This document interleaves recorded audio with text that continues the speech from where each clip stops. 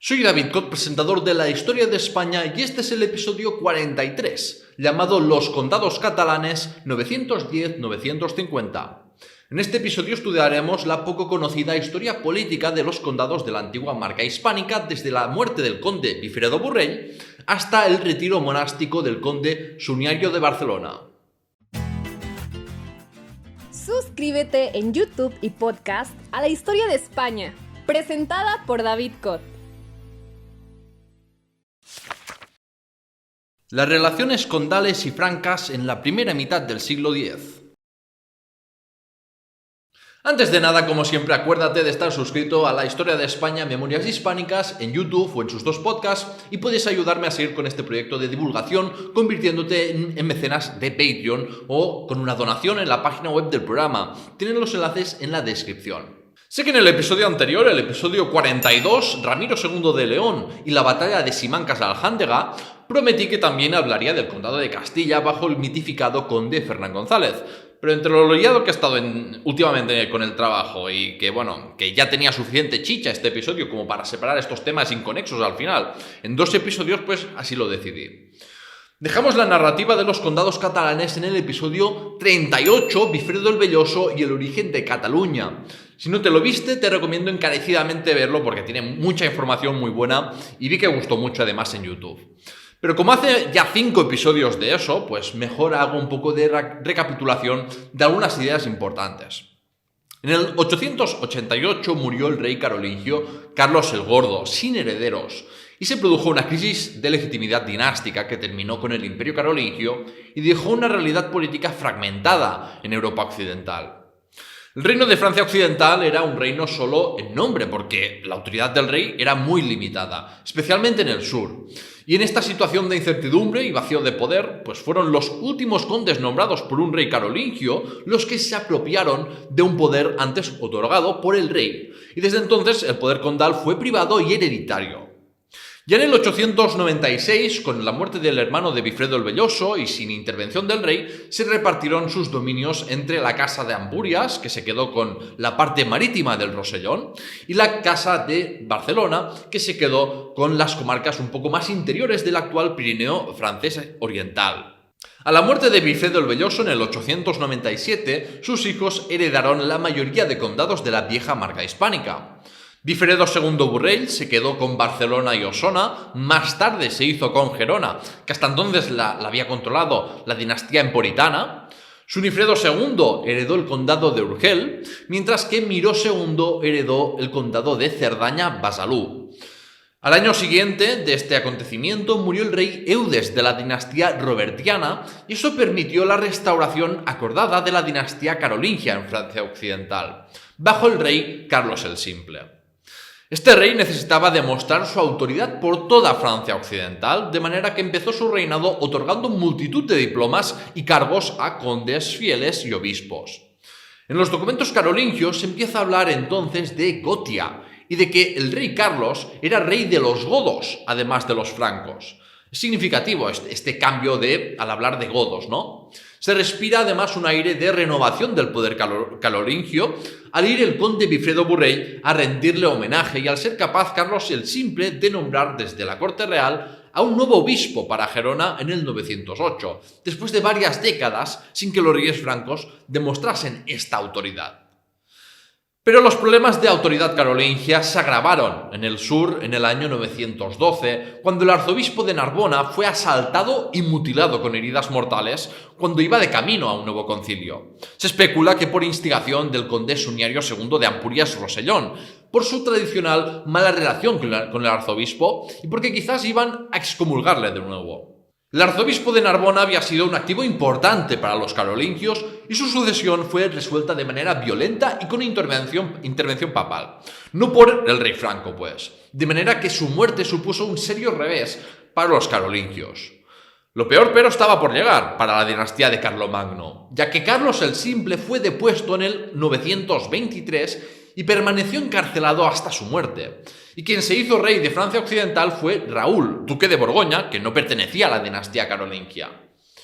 Ante esta situación, la mayoría de magnates y eclesiásticos de los condados catalanes siguieron fechando los documentos en base a los años de reinado de Carlos el Simple, no solo durante sus años de cautiverio, sino hasta que le siguieron sumando años después de su muerte. Todo en un esfuerzo teórico para presentarse como legitimistas carolingios. No hay que olvidar que Wifredo el Velloso obtuvo tantos condados gracias a que se mantenía leal a los carolingios. Sobre el papel más que nada, porque esta lealtad, en términos reales para los carolingios, no se trasladaba a mucho más que evitar granjearse otro abierto opositor. Al morir Raúl de Borgoña sin hijos en el 936, el hijo de Carlos el Simple, Luis, regresó a Francia de su exilio en el reino de Wessex de su madre, en Inglaterra. De ahí que se ganase el apodo de Luis de Ultramar. Luis de Ultramar ni siquiera pudo gozar de la breve esperanza de restauración carolingia de su padre. Luis solo controlaba los territorios del noreste de Francia occidental, mientras que París y todo el territorio entre los ríos Sena y Loira los dominaba la rival dinastía robertina, y los otros territorios de Francia occidental estaban en manos de otros aristócratas.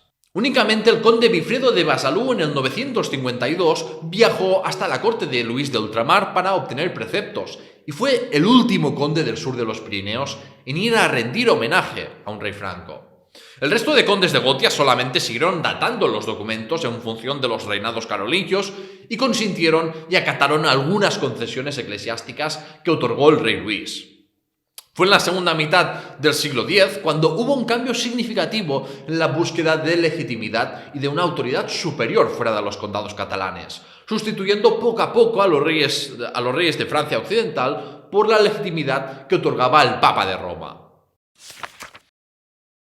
El condado de Ampurias en la primera mitad del siglo X. La historia política del condado de Ampurias en la primera mitad del siglo X diría que es más interesante que la de la dinastía barcelonesa, y es que hay intrigas, conflictividad social e invasiones extranjeras.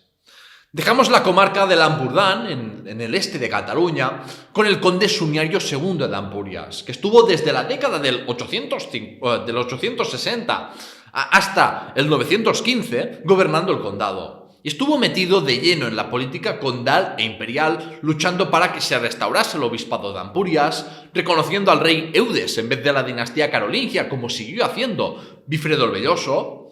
Y también Suniario lanzó una expedición naval contra la marinera ciudad de Pechina, en Almería. Y es que el condado de Ampurias siempre estuvo muy ligado al mar. Suniario de Ampurias fue sucedido por sus dos hijos en condominio, pero su segundo hijo falleció al año y fue Gausberto el que se quedó al frente del condado emporitano. De la etapa de gobierno de Gausberto de Ampurias tenemos un litigio del año 913 muy ilustrativo de una sociedad en vías de feudalización. De los habitantes de Vilamacolum, una aldea del Alto Ampurdán, entre Figueras y Ampurias, el conde quiso obtener tributos y prestaciones de servicio obligatorias, como por ejemplo hacer de guarda en torres de vigilancia en la ciudad de Ampurias o formar parte de sus huestes, argumentando que la casa condal emporitana les había concedido la tenencia de la tierra. Los campesinos propietarios de Vilamacolum defendieron ante el mandatario y los jueces que se encargaban del juicio, dentro de la iglesia, por cierto, del pueblo, que nunca habían pagado tributos ni prestado servicios al conde de Ampurias y que durante más de 30 años habían poseído sus tierras libres de cargas y las habían transmitido a sus herederos. 35 propietarios de Vilamacolum, uno, por cierto, con el nombre árabe de Abderramán y 7 de ellos mujeres, aportaron 32 testimonios jurados para avalar su caso. Este es un caso único porque encima solo 6 días después de celebrarse el juicio y sin aún sentencia, todos los 96 habitantes de Vilamacolum vendieron la mitad de la aldea y sus tierras a un particular por la notable cifra de 300 sólidos. Una venta extraña que se especula que pudieron hacer los aldeanos para evitar las obligaciones que quería imponerles el conde Gausberto. Por otra parte, la casa condal de Ampurias tuvo encontronazos con el obispado de Gerona y el arzobispado de Narbona, porque Ampurias no tenía sede episcopal propia en la Alta Edad Media, estaban sometidos al obispo que controlaba el conde de Gerona. Esto no fue tan problemático cuando la dinastía emporitana gobernaba Gerona, pero al perder este condado a favor de los descendientes de Bifredo el Velloso, su posición estuvo más comprometida y tuvieron que buscar formas de compensar esta debilidad. Por ejemplo, la Casa Condal emporitana consiguió que hermanos del conde Gausberto fueran obispos de Elna, en el condado del Rosellón, entre los años 916 y 947. Y en Ampurias iniciaron una política de fundar monasterios a cambio de prerrogativas como tener el control del nombramiento de sus abades. De este modo, los condes fortalecieron el control sobre la iglesia de sus dominios. El monasterio más destacado por su estrecha relación con los condes de Ampurias fue el de Sant Pere de Rodes. Tanto Gausberto como su heredero hicieron numerosas ventas y donaciones de tierras, castillos, derechos de pesca y rentas a este monasterio benedictino del Cabo de Creus. Tan importante fue Sant Pere de Rodes que a la elección de su nuevo abad en el 944 asistieron los condes y obispos de Barcelona, Gerona y Ampurias. Otro ejemplo sería el monasterio de Sant Quirze de Cólera, al que el conde Gausberto donó todo el valle situado en la frontera de Francia a su muerte en el 931. Pasando a otro tema, desde hace siglos que hay un debate sin conclusión definitiva de cuándo la capitalidad del condado de Ampurias se trasladó desde la antigua Ampurias y San Martín de Ampurias hasta Castellón de Ampurias, situada más al norte y al interior. No hay una respuesta segura a cuándo se produjo el traslado, pero debemos vincularlo a algunos episodios de destrucción de la antigua Ampurias a lo largo de la Alta Edad Media. En el 924, el conde Gausberto de Ampurias y Rosellón participó en la defensa de Septimania por una incursión del pueblo nómada de los húngaros, que ya habían hecho devastaciones por toda Europa central.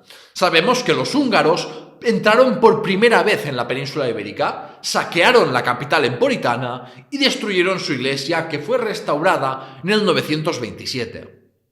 Gausberto fue sucedido en el 931 por su hijo Gausfredo, que tuvo un longevo gobierno de 60 años y no tardó mucho en tener que enfrentarse a ni más ni menos que a una flota del Califato de Córdoba que hizo campaña contra los condados catalanes en el 935. El principal objetivo estratégico de la campaña era eliminar la flota emporitana porque en términos de poder naval era la mayor amenaza cristiana. Me hace gracia que luego, de manera anacrónica, como la historiografía catalana suele ser pues bastante barcelonacéntrica, a veces directamente omiten la parte de Ampurias y saltan a los menos relevantes encuentros militares del condado de Barcelona, cuando Barcelona no era ninguna amenaza naval por aquel entonces, mientras que sí lo era Ampurias. El momento era adecuado porque al estar depuesto y morir en cautiverio el rey Carlos el Simple, ya he explicado antes que el duque de Borgoña ejerció de rey de Francia Occidental, pero no fue reconocido por los condes del sur de los Pirineos, de manera que no existía ninguna protección teórica superior para los condados de Gotia.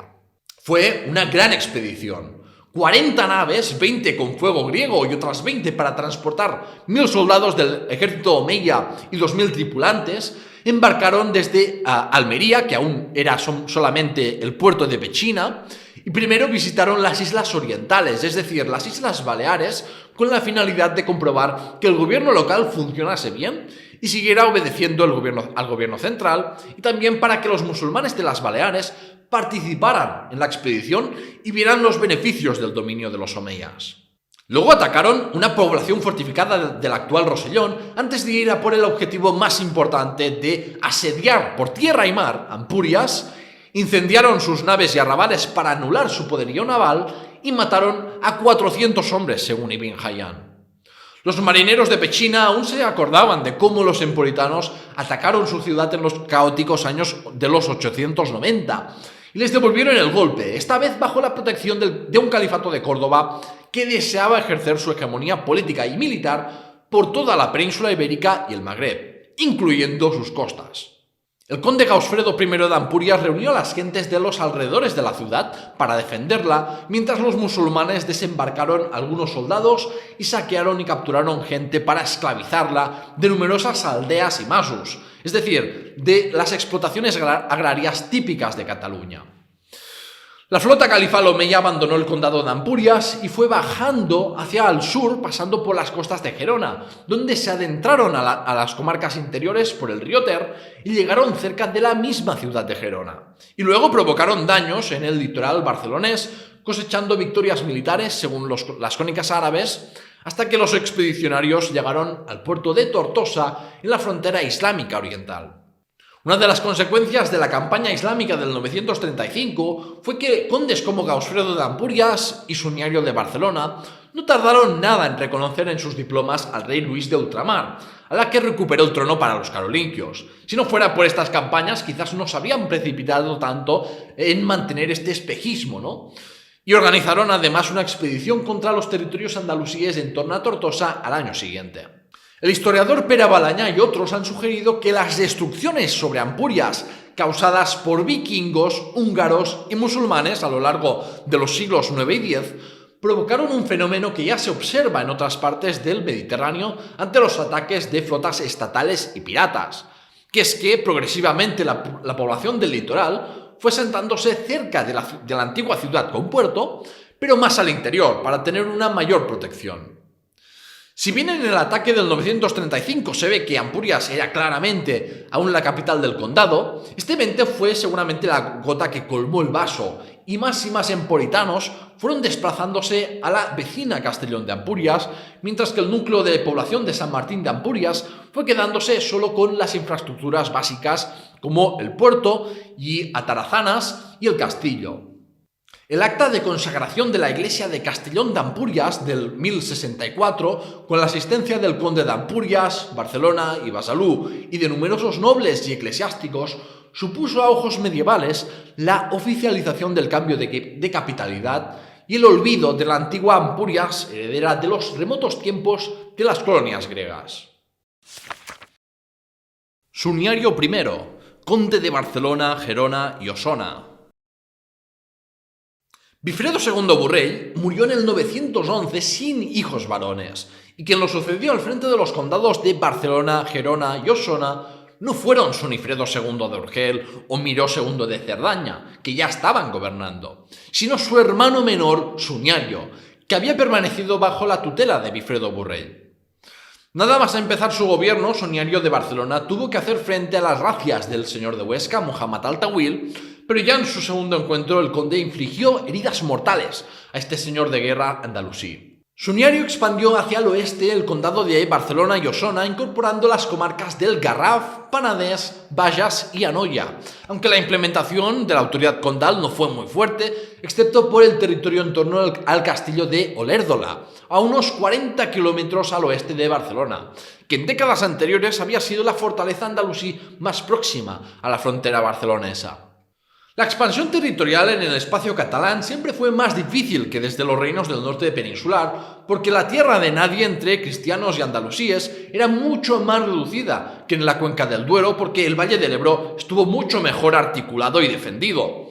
Pero pese a eso, Suniario mantuvo una actitud a veces beligerante y a veces diplomática en relación al califato de Córdoba. En la expedición del 936, paralela a la rebelión del señor de Zaragoza, Muhammad ibn Hashim, y de otros señores musulmanes, con el apoyo del rey de León, las tropas condales barcelonesas fueron derrotadas por el ejército omeya. En el 940, el secretario y diplomático judío Hasdai ibn Shaprut fue a Barcelona para comunicar que el califa al-Nasir había aceptado su propuesta de paz y aceptó las condiciones de señores que se adhirieron a la paz, como el señor de Arles, que pidió un salvoconducto para que comerciantes de su tierra pudieran comerciar en el califato de Córdoba y garantías de no recibir ataques piratas desde las Baleares o la colonia andalusí de Fraxinetum, situada en la Provenza. Hay que decir que fue un acuerdo alcanzado por la coerción de una flota dirigida por el almirante califal Muhammad ibn Rumais, que con barcos de Almería y Tortosa amenazó las costas de Ampurias y Barcelona, pero no atacó al estarse produciendo estas negociaciones diplomáticas. La paz a la que se acogieron Suniario de Barcelona y su hermano Sunifredo II de Urgel incluían la cancelación de un matrimonio con la dinastía Jimena de Pamplona y la promesa de no aliarse con ningún enemigo del califa a cambio de no atacar sus condados.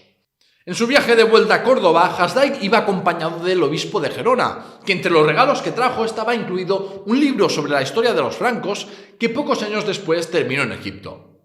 Del 942 tenemos noticia de que el conde Soniario impuso tributo a Tortosa y se apoderó de Tarragona, antigua ciudad que desde las campañas del emperador Luis el Piadoso de principios del siglo IX debemos imaginar que estaba completamente desestructurada políticamente y con muy pocos habitantes, como dan fe los registros arqueológicos y la falta de menciones de Tarragona en los escritos.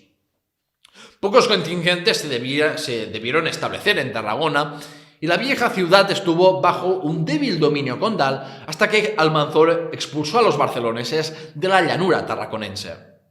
En todo caso, parece que esto rompió la paz entre Córdoba y Barcelona y al año siguiente el califa envió a la flota omeya, pero por una tormenta la expedición no tuvo éxito. En este contexto de una creciente sensación de amenaza cristiana por parte de los andalusíes de Tortosa, sus habitantes pidieron una exención de impuestos que les fue concedida y Abderramán III mandó construir más fortificaciones a lo largo del Ebro y un astillero para Tortosa, igual que había hecho en Almería, Algeciras o Denia. Gracias a las inversiones en nuevas infraestructuras como nuevas murallas, el arsenal o una gran mezquita, Aljama, Tortosa adquirió una gran importancia estratégica en Al-Ándalus y una autonomía clara respecto a Zaragoza que hasta este entonces no había gozado. Los condados pirenaicos tras la muerte de Bifredo el Velloso. A la muerte de Bifredo el Velloso en el 897, Sunifredo II se quedó con Urgel, el feudo que había estado durante generaciones en dominio de su familia. Y si te interesa particularmente la historia de este condado, que podemos ver como el hermano menor de Barcelona en las conquistas de la Cataluña Nueva, pues te recomiendo ver el episodio extra 15, el condado de Urgel, 870-1066. A diferencia de otros condes de la antigua marca hispánica, ni Sunifredo II, ni sus sucesores, ni tampoco la clase dirigente urgelesa, fueron a la corte franca en busca de la legitimidad que daba un rey franco. Sunifredo II de Urgel expandió su condado al incorporar en sus estructuras políticas la mitad norte de la comarca del Solsonès, la cuenca de Allá y los municipios de Organyà y Oliana, que de este modo así asentaba las bases para expandir más este condado pirenaico por la llanura, al mismo tiempo que bloqueaba la posibilidad de expansión territorial del condado de Pallars. Estas incorporaciones por tierra de nadie fueron muy similares a las del reino de Astur-Leonés por el Duero. Podemos imaginar que la mayoría de veces se haría sin el uso de la fuerza. Donde sí tendría pero que usar la fuerza fue en la defensa del condado por la racia del señor de Huesca, Muhammad al-Tawil, en el 910, que se saldó con la destrucción del aseo de Urgel, la muerte de algunos hombres y la captura de decenas de mujeres. Sunifredo II de Urgel fue el verdadero organizador del condado de Urgel tras su separación respecto a Cerdaña y ejerció de soberano en el terreno político, militar y judicial. Y por ejemplo, con él surge la figura del vizconde de Urgel desde los años 920. Los primeros vizcondes de Urgel tenían la función de sustituir en su ausencia al conde de Urgel. Este rol se vio muy potenciado cuando el conde de Barcelona, Borrell II, también lo fue de Urgel. Y como recompensa al linaje de los vizcondes, les dio todas las tierras del valle de Castellbó, al oeste del aseo de Urgel. Esta concesión del año 989 hizo que el linaje vizcondal de Urgel se territorializara, es decir, pasaron a ser unos señores de un territorio importante, y no solo representantes del conde ausente en la ciudad capital.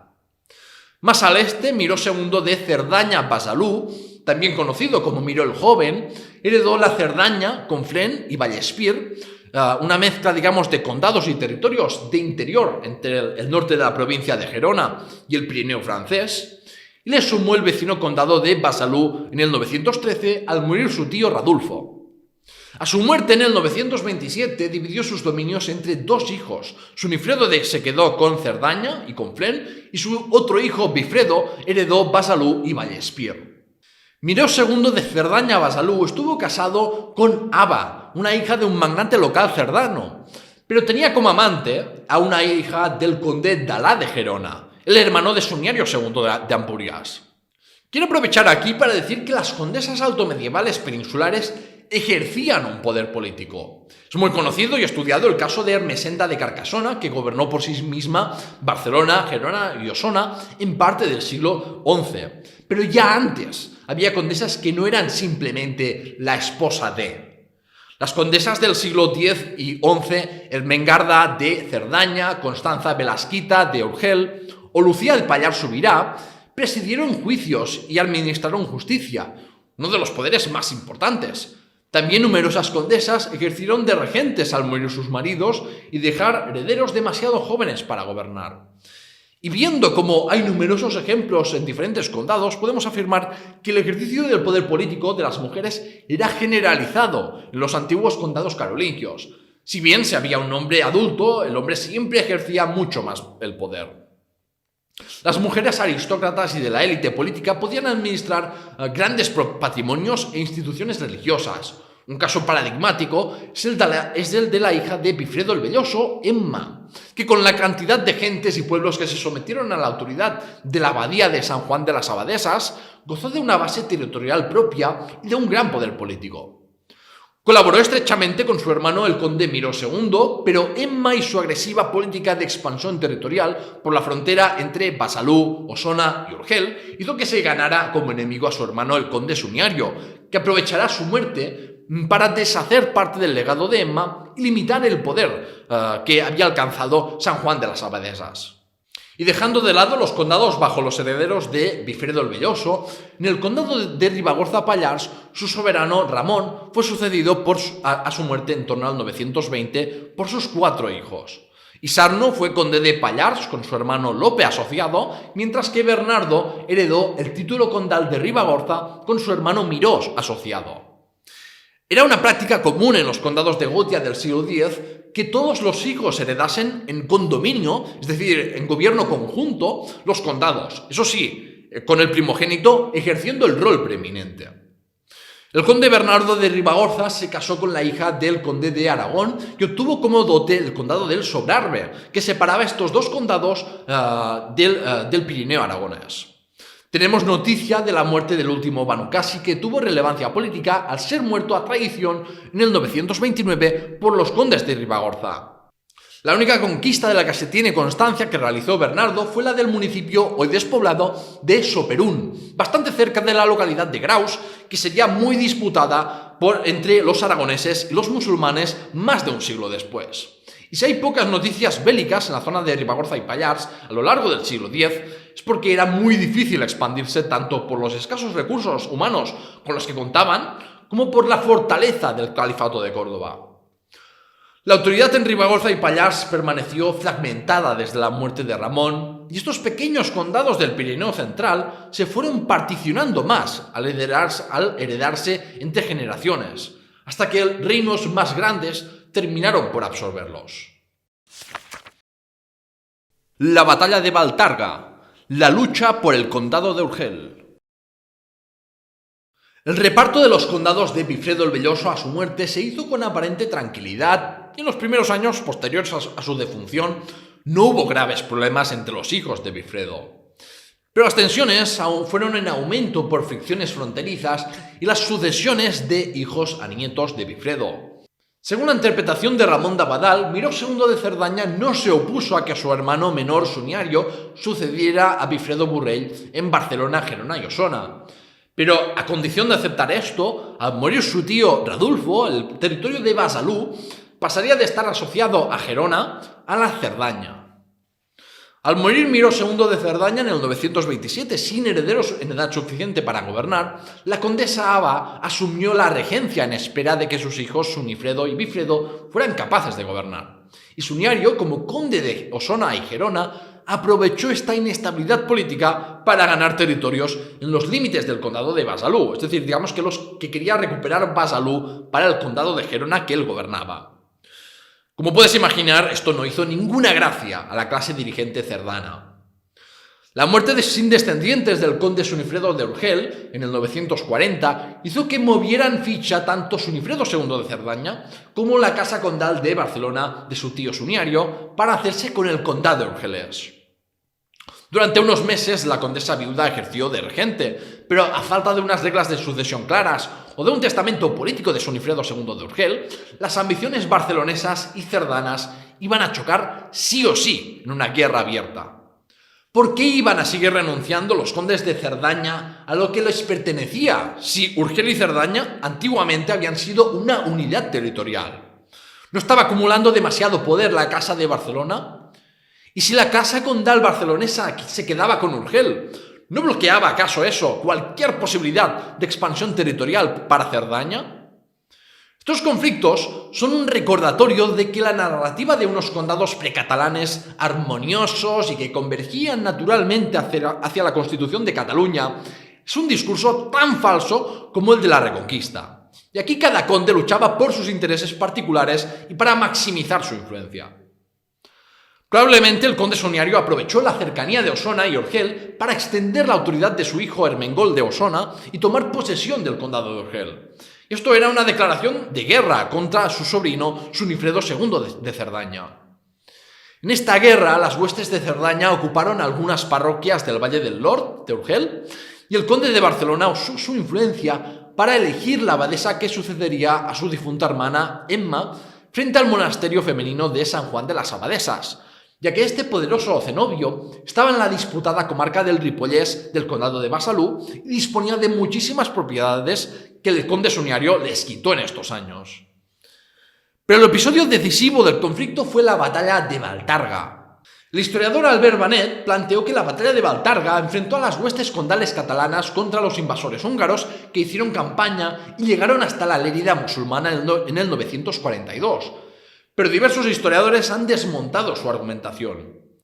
De las pocas informaciones seguras que tenemos de la incursión magiar del 942 es que los húngaros destruyeron diversas iglesias de los condados de Gerona y Barcelona, tales como la iglesia de Santa Coloma de Farnés, que capturaron al señor de Barbastro y pusieron bajo asedio Lérida durante 8 días, pero tuvieron que abandonar las fronteras califales por falta de éxitos militares y de alimentos.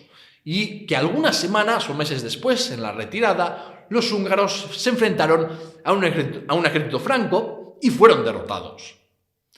Esta información viene de las crónicas árabes, y como también llamaban francos a los habitantes de los condados catalanes, es probable que un ejército condal derrotase a los húngaros en su ruta de vuelta.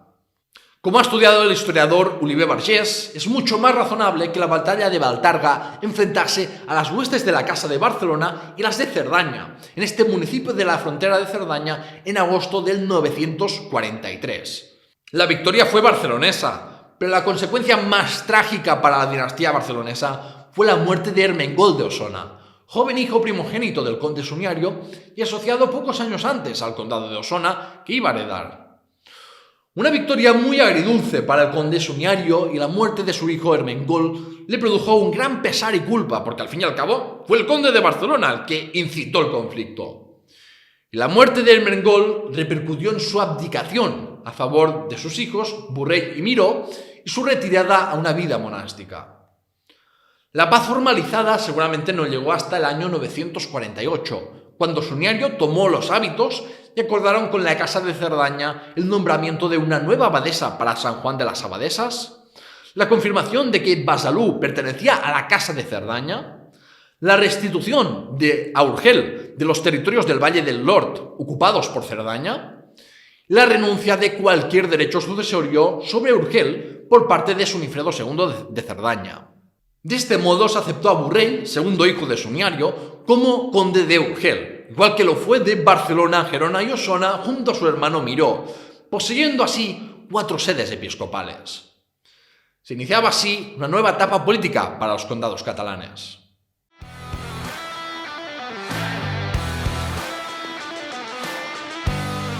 ¡El veredicto!